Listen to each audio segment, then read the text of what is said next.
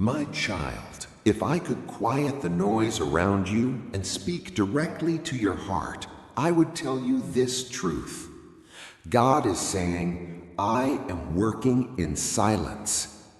You've been anxious, wondering why nothing seems to be changing. You've prayed, waited, and sometimes felt like God isn't listening. You've questioned if your efforts, your patience, your faith were in vain.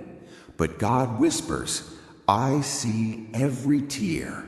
I hear every prayer. I am arranging everything in the background, even when you cannot see it. The Bible says, for the Lord works not in haste, yet everything comes to pass according to his perfect plan. Ecclesiastes 3:1, paraphrased.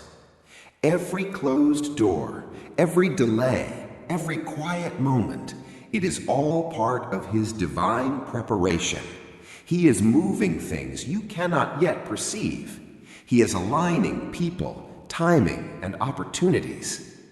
God says, trust my timing, believe in my unseen work. Soon everything will unfold and you will see my hand clearly.